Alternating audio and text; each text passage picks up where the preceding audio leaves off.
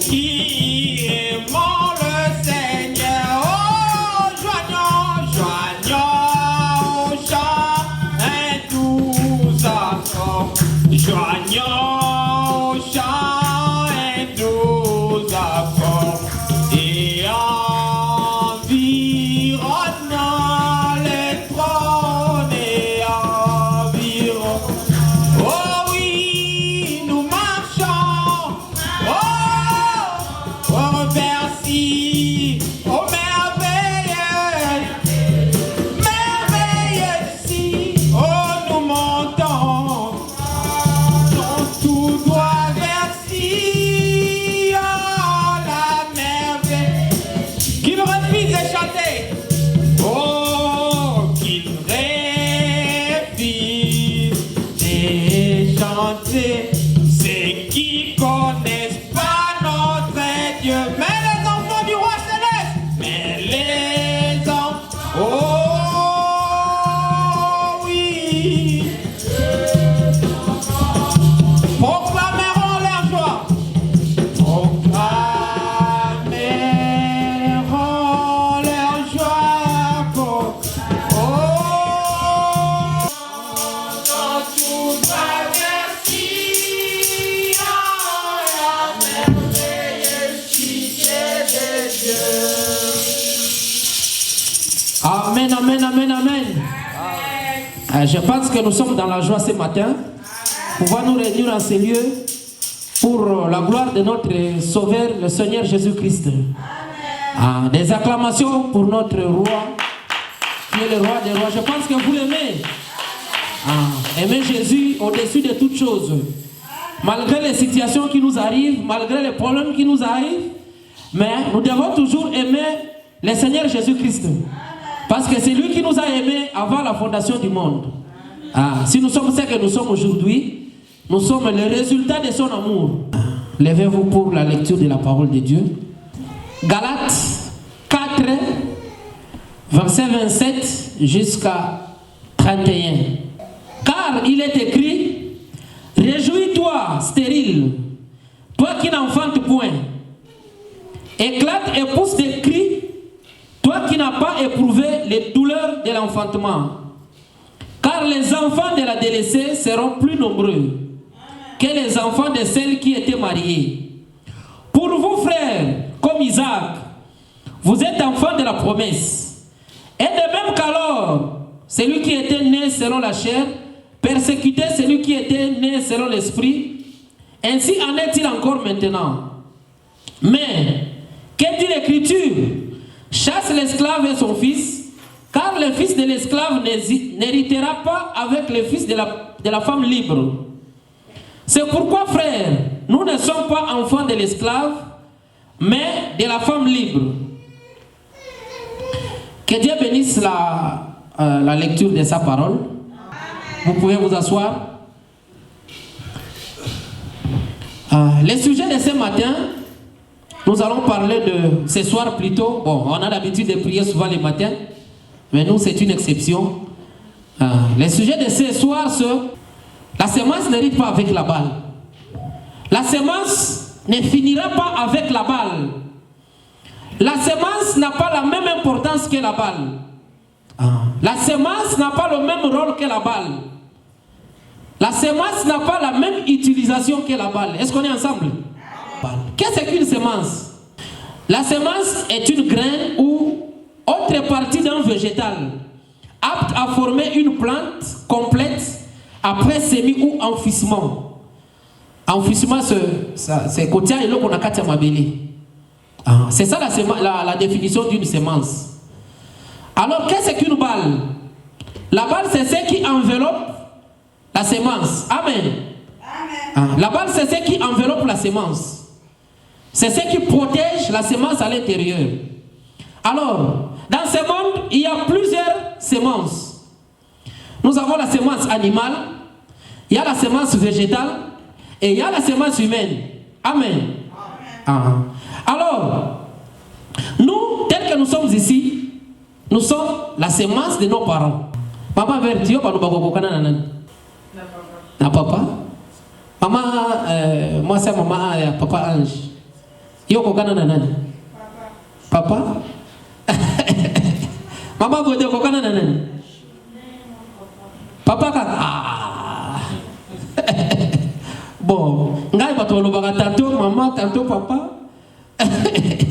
Frère Shadrach yoko kana na nani? Wana, on brisait la loi de la reproduction. Maman merveille yoko kana na nani? Na maman. Maman la biso kuna yoko kana na nani? Na papa. En tout cas, ça veut dire que nous étant les semences de nos parents, nous ressemblons à l'un de nos parents. Parce que nous sommes leurs semences. C'est là où intervient la loi de la reproduction. Chaque semence devra reproduire selon son espèce.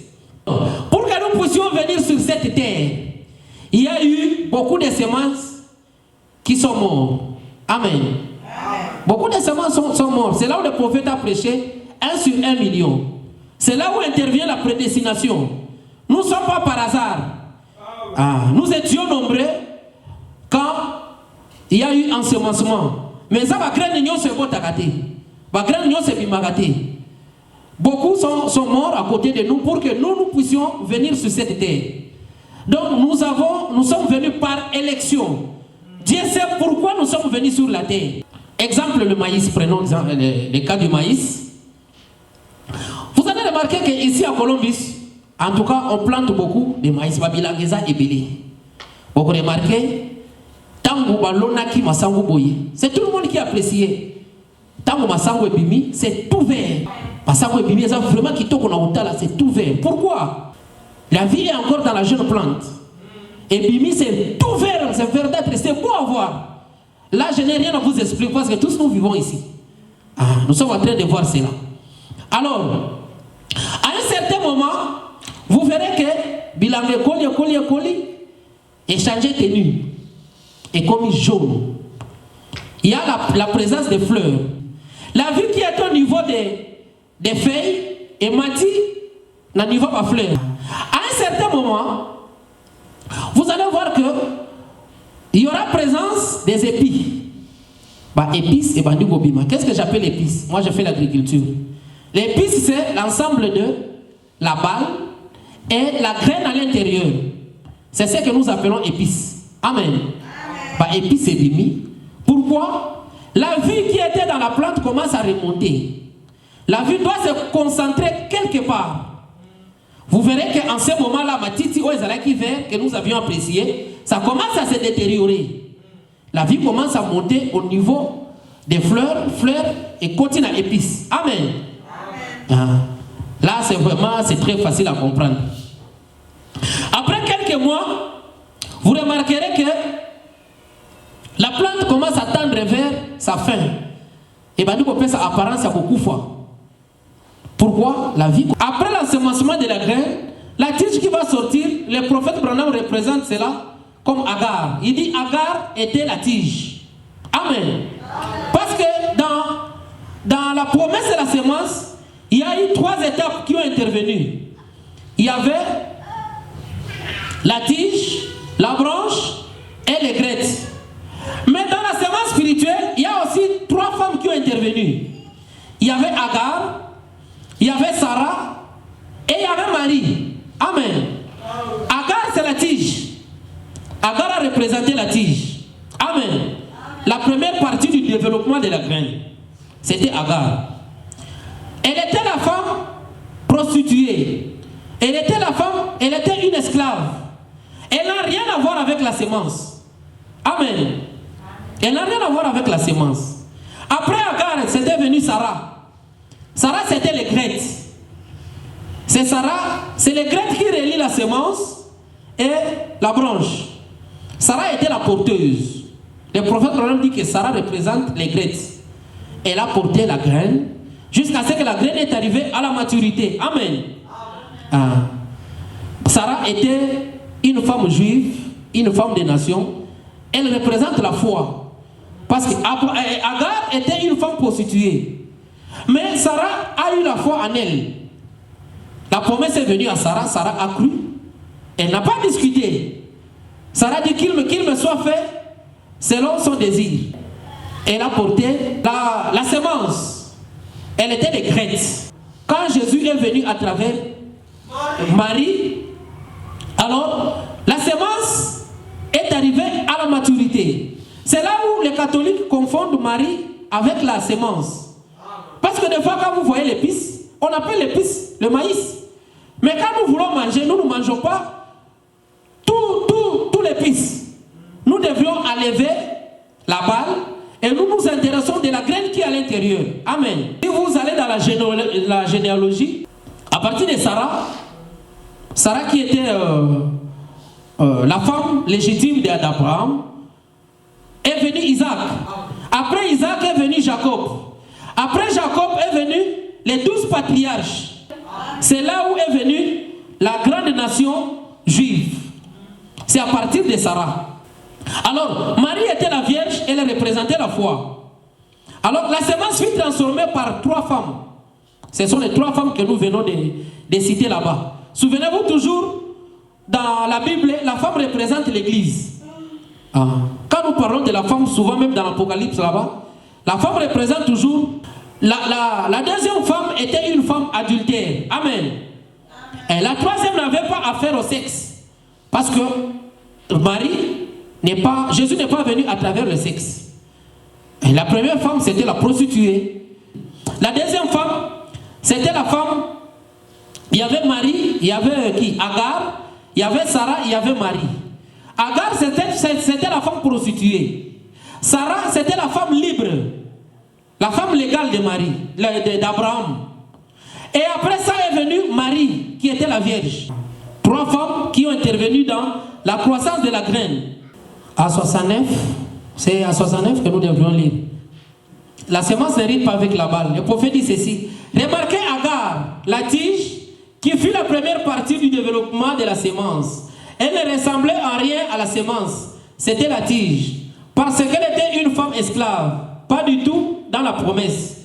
N'ayant rien à voir avec la parole, juste un porteur de la sémence. Paragraphe 69, 71.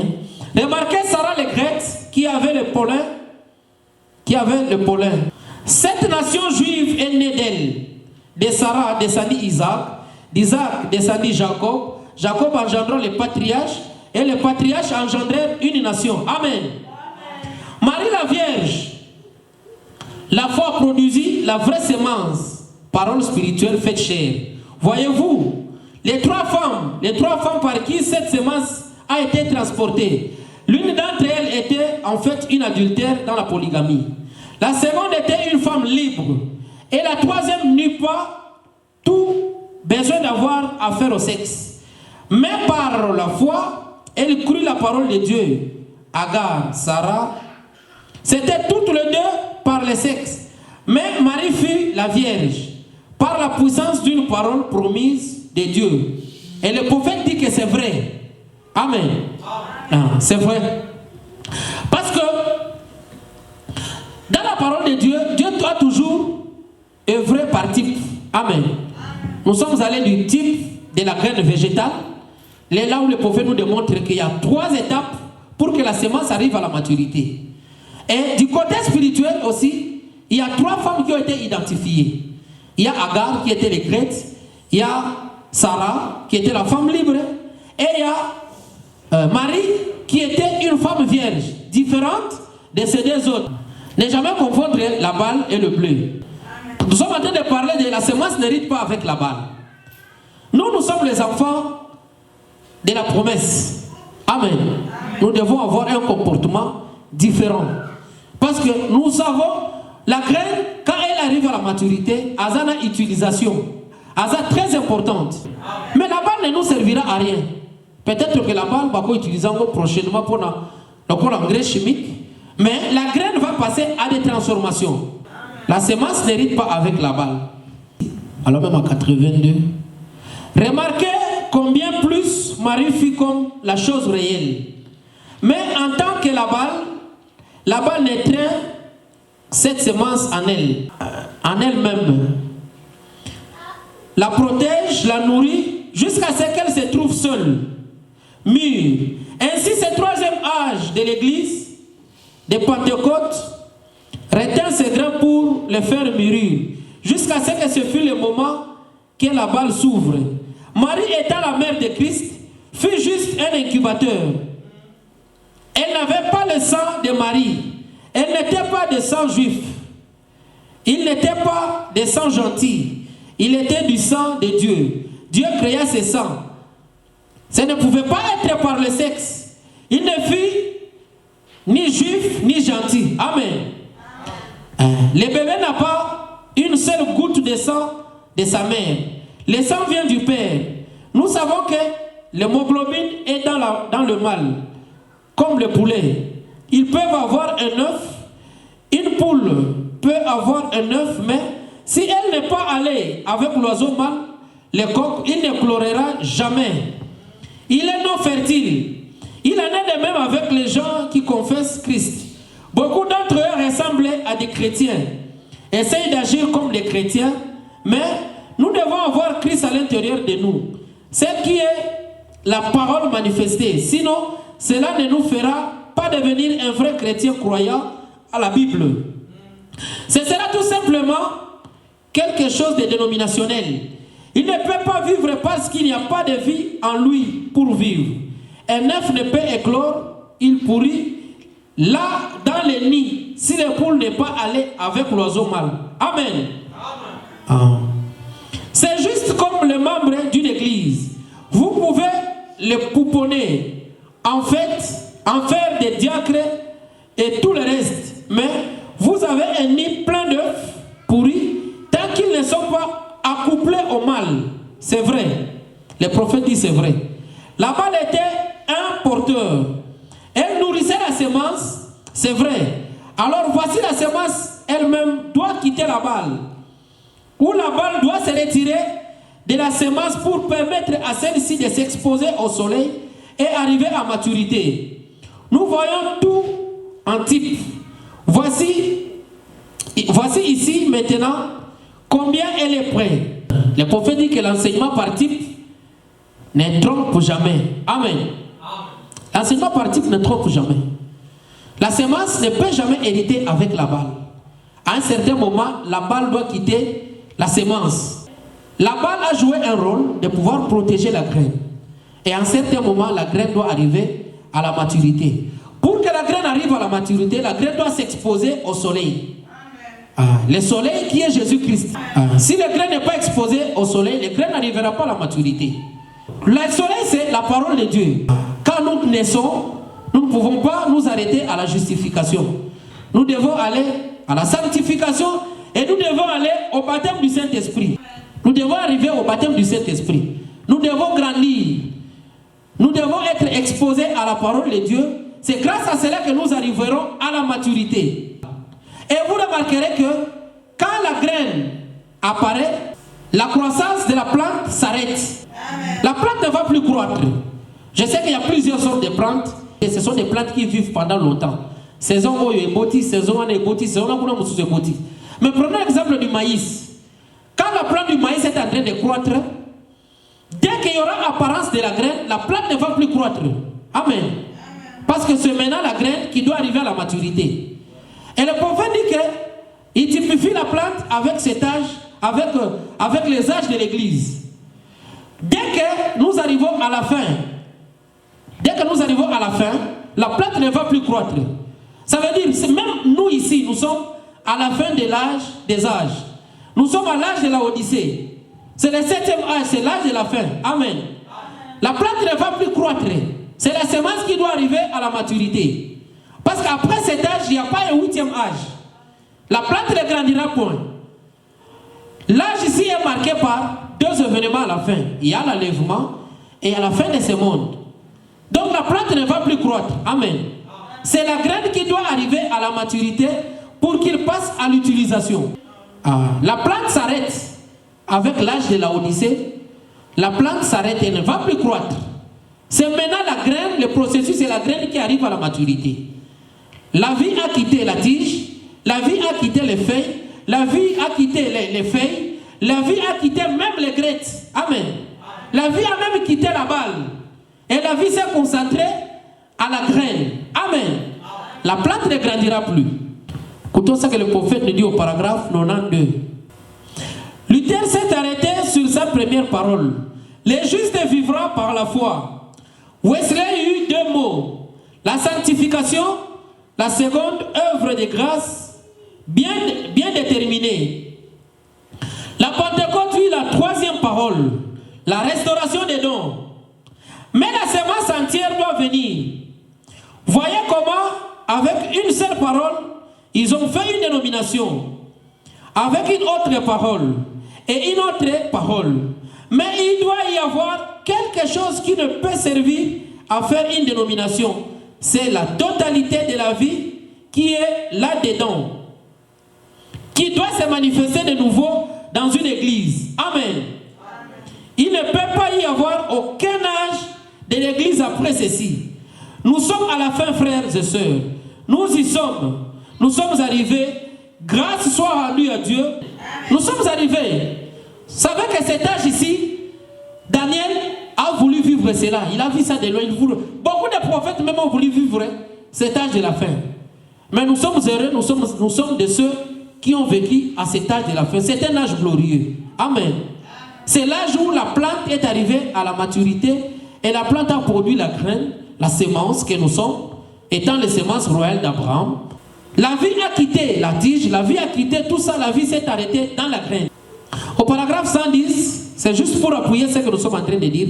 Maintenant, regardez, il y a eu trois femmes en type ici, des églises. Les femmes typifient toujours des églises. Ce qui veut dire trois âges dénominationnels. Des porteurs qui doivent aussi mourir et sécher. Tout comme la balle, et ainsi de suite. Pour préparer la place pour la sémence. La sémence ne peut mourir tant que la balle, la tige et les feuilles ne sont pas toutes sèches. C'est vrai. Elles leur soutirent toute la vie qu'elles ont. Amen. C'est là, c'est tout ce que c'était. Des fois, il faut lire les prophètes pour pouvoir appuyer ce que nous sommes en train de parler. Le prophète nous dit que la vie doit quitter la plante, la vie doit quitter la branche, la vie doit quitter les graines et la vie doit se concentrer dans la graine. Amen. Parce qu'après le triage, Dieu n'aura pas besoin de la tige, Dieu n'aura pas besoin de la feuille, Dieu n'aura pas besoin de l'aigrette, Dieu n'aura pas même besoin de la balle. Dieu aura besoin de la graine. Amen. Pourquoi? Parce que la vie est dans la graine. Amen. Écoutons ce que le prophète nous dit dans la brochure Démonologie domaine physique. Oui, page 58, paragraphe 38. Ça, c'est la version internet. Vous ne pouvez pas pécher. Oh, peut-être qu'à vos yeux, je peux être un pécheur. Mais si je suis en Christ, Dieu ne le voit pas. Amen. Parce que ces péchés font l'expiation. Parce que ces péchés font l'expiation. Sans faire l'expiation, le prophète a commis une erreur là-bas. Il voulait parler du sang. Sans faire l'expiation de mes péchés là-bas. Voyez, je ne peux pas pécher. Celui qui est né de Dieu ne pratique pas le péché. Parce qu'il ne peut pas pécher. La sémence de Dieu demeure en lui. Voyez, il est prêt. S'il fait une erreur, certainement, il est tout de suite prêt à l'avouer. Si c'est un vrai chrétien, amen, il le fera. S'il le cache, il montre par là qu'il n'y a rien à lui au départ. C'est exact. Il n'y a rien à lui pour commencer. Mais si c'est un vrai chrétien, point. Le prophète dit que si c'est un vrai chrétien, quand tu commets une erreur, tu vas accepter et tu vas arranger. Ça veut dire que si la graine a la vie, quand vous trempez les graines dans l'eau, la vraie graine va rester au fond du bassin. Amen. Je pense que le prophète est clair ici. Il dit, un enfant de Dieu, s'il commet une erreur, il va accepter. Un enfant de Dieu, qui est la sémence de Dieu en lui, ce qui va tirer un maille à flotter, il va rester au bas du bassin. Il va avouer son erreur pour qu'il puisse arranger. Parce qu'il est en train de se préparer pour une utilisation quelconque. Amen. Si tu acceptes de flotter sur la surface, ce qui est boyi, ce qui est wangani, ça veut dire que aux anayo utilité. Mon colon triage à osala nini. à Kolongola, tout ce qui est en train de flotter, et il va jeter cela. Amen. Tu ne passeras pas au triage. C'est vraiment très important. Et le prophète dit que dans Jean 5, verset 24, dans Jean 5, verset 24, ceux qui sont des dieux ne pêchent jamais. C'est quoi ça, les soumou? Amen. Dans Jean 5, verset 24. Et en vérité, je vous le dis, celui qui écoute ma parole et qui croit à celui qui m'a envoyé a la vie éternelle et ne vient point en jugement, mais il est passé de la mort à la vie. Amen. Et nous sommes les semences royales d'Abraham. Nous avons une promesse. Nous avons une promesse. Pourquoi? Parce que quand nous sommes venus sur la terre, nous venons avec une semence en nous. Dès que tu viens sur la terre, tu as cette semence à toi. Cette semence-là, les jours où tu vas te rencontrer avec la vérité, cette semence-là va éclore. Amen. Les jours où tu te rencontreras avec le soleil de la justice, cette semence-là doit germer. Amen. Et quand tu pécheras, Dieu ne va pas compter tes péchés. Pourquoi? Tu dois passer à la repentance. Souvenez-vous que quand nous venons sur la terre, si tu as la semence en toi, la semence de Dieu en toi, tu ne peux jamais te perdre. Parce que nous croyons à la prédestination. Dieu ne fait jamais les choses par hasard. Je pense que ce n'est pas par hasard que vous avez cru ce message du temps de la fin. C'est parce que vous aviez la semence de Dieu en vous. Et les jours où vous êtes rencontrés avec la parole de Dieu, cela a appelé, a attiré votre profondeur. Amen. Des fois on dit que non, parce que de côté il y a un message, message. Ce n'est pas ça. Amen. Ce n'est pas ça. Il y a beaucoup d'enfants qui sont nés dans le message, mais Batika n'a pas un message. Ce n'est pas parce que nous sommes issus des parents qui étaient dans le message que obligatoirement nous sommes en train de demeurer dans le message à cause de cela. Non. Nous avions la semence en nous. C'est ce qui a fait que nous avons été convaincus. Maintenant nous sommes concernés. Amen. Aujourd'hui nos parents ne sont plus avec nous. Je peux quitter le message. Mais quand je m'accroche à cette parole, c'est parce que je me sens maintenant concerné. Et j'ai la semence à moi. Cette semence-là a fait que je puisse me rattacher à la parole de Dieu. Et je puisse mener aussi une bonne vie. Amen. Parce que se rattacher seulement à la parole de Dieu ne suffit pas. Mais aussi il faut vivre cette parole-là. Amen. C'est ce qui fera que tu vas échapper au triage. Amen. C'est très très important. Et dans Romains 8, verset 1, il n'y a donc maintenant aucune condamnation pour ceux qui sont en Jésus-Christ. En effet, la loi de l'esprit de vie en Jésus-Christ m'a affranchi de la loi du péché et de la mort. Amen. Pourquoi? Parce que nous sommes la semence royale d'Abraham. Nous avons la vie en nous. Ayant la vie en nous, nous sommes bénéficiaires de toutes les promesses de la Bible. Dans Hébreux chapitre 6, au paragraphe 430 et 432, le prophète nous dit ceci. Nous tendons déjà vers la fin. Mais le poisson est amené sur la table du maître. C'était un poisson dès le départ. La semence en lui était celle d'un poisson. Amen. Quand nous avons la semence, quand nous sommes venus sur la terre, nous avions la semence de Dieu en nous. Alors, tu pouvais faire un tour dans le péché. Mais les jours où tu te rencontres avec la parole de Dieu, cette profondeur-là va attirer la profondeur de la parole de Dieu. Comme ça s'est produit avec la femme samaritaine. Comme ça s'est produit avec même l'éduc éthiopien, quand Paul lui a parlé de la parole de Dieu. Amen. Quand nous sommes venus sur la terre, nous avions la semence de Dieu en nous. Tout au départ, nous étions des chrétiens. Bien que dans le péché. Amen. Et le prophète dit ici, les poissons tout au départ, avant que ces poissons-là soient attrapés dans l'eau, qu'ils passent à la transformation dans la charcuterie, dans la boucherie, tout au départ, le prophète dit qu'il était un poisson. Et Dieu connaissait son poisson dès la fondation du monde. Le prophète dit Alléluia. Souvenez-vous, ils respirent tous les mêmes eaux bourbeuses là-bas. Ils respirent tous dans les mêmes ruisseaux. C'est vrai. Nous avons tous bu au même rocher spirituel. Tous ont mangé la manne dans le désert. Caleb et Josué ont mangé la même manne que les autres. Tous sont tombés dans le désert, mais 2 d'entre eux avaient été élus. choisi pour passer de l'autre côté. Et ils sont passés de l'autre côté. C'est vrai. Nous avons tous été abreuvés de la même source. Mais ceux qui se sont abreuvés ne sont pas tous sauvés. Amen. Nous pouvons tous jubiler ensemble. Nous pouvons tous nous réjouir ensemble. Mais ce sont les élus qui sont sauvés. Avez-vous remarqué? Il est dit que les deux esprits dans le dernier jour seraient tellement proches que cela séduirait même les élus si c'était possible. Si c'était possible. Voyez? C'est ça le véritable esprit de Dieu. Élu pour la vie éternelle. Amen. C'est pourquoi je vous avais dit que rien ne prouve que celui qui est à côté de toi est la semence prédestinée. Amen.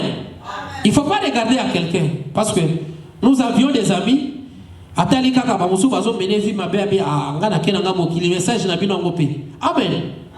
Toi tu es la semence, tu n'es pas à regarder à côté de toi ce que font les autres.